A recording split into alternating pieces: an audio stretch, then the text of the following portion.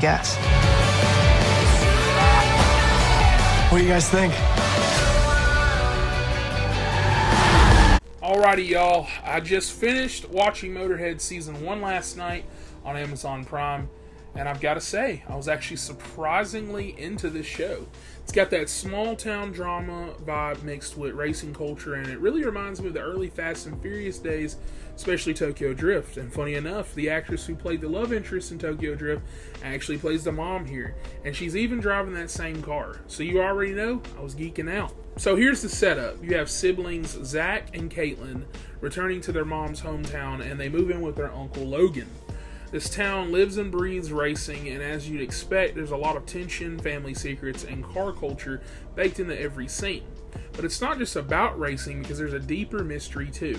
So pretty early on, I believe, first episode or so, we find out that their dad, who's been missing in action this whole time, was involved in a massive bank heist in the town, and the whole thing went viral thanks to a high-speed getaway video.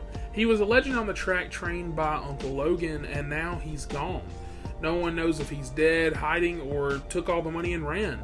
That mystery lingers all season, and it really adds some stakes to the show. Now let's talk characters, because for the most part, this cast holds it down. Caitlin's the real motorhead of the two siblings, and she's got this great chemistry with a character named Curtis, who's also deep into building bikes and stuff like that. Their dynamic felt real and kind of grounded. Curtis is dealing with a criminal brother and a complicated relationship with his sheriff dad, and he still manages to chase his passion for building stuff and being a motorhead. And that's layered storytelling for me. Marcel's another standout because he's stuck with an abusive alcoholic father, but finds more love and support from the Uncle Logan, who's not even really part of his family. He's dealing with this trauma, family drama, and possibly a budding relationship, and I found myself way more invested in these people's journeys than anything going on with our main guy, which brings me to Zach, pretty much the problem of the show.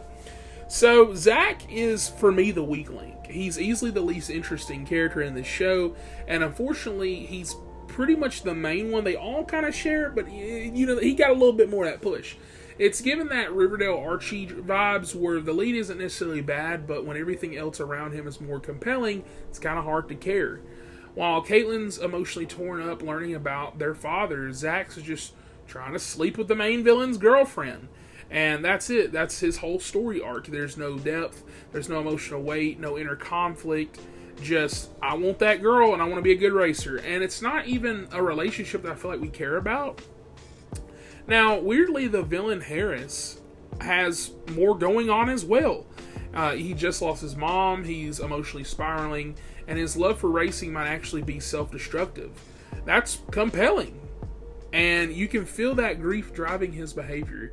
And while Zach is supposed to be the new hotshot racer trying to get his dad's talent, he never seems emotionally invested in any of this.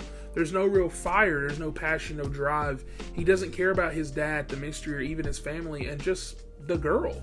And that makes all of his emotional arcs with Caitlin, Marcel, Curtis, they feel way more meaningful by comparison, because according to him, he's just over here doing this. Another small gripe I have with the show is that they try to tease this romance between Caitlin and another girl, but there's zero chemistry. Like, it really feels forced. Caitlin clearly wants Curtis, and it kind of just is awkward whenever the other girl shows up. And so with that, I do want to talk about more positives, though, outside of these side characters and other people that I enjoyed. The racing scenes are awesome. They absolutely nail it. They feel visceral, energetic, and give the show that adrenaline boost. The town atmosphere is solid. It feels lived in, like a real racing town with its own history, and the writing is surprisingly pretty good for a show like this. Most of the dialogue and character motivations felt authentic for the most part. Honestly, I feel like if they can fix Zach going forward, or at least give him more emotional depth in Season 2, which I'm thinking they are, depending on how it ended, this show could seriously level up. They're planting seeds for a possible rivalry or reluctant partnership and stuff like that between Zach and Harris, and that could be really good drama if they lean into it. At the end of the day, Motorhead Season 1 really surprised me, because I started thinking about it and I was like, I really enjoy this show a lot. It might be background noise for some people, but I feel like by episode 3 I was in. It's got that small town CW vibes mixed with gritty racing and layered family drama, and for me it worked.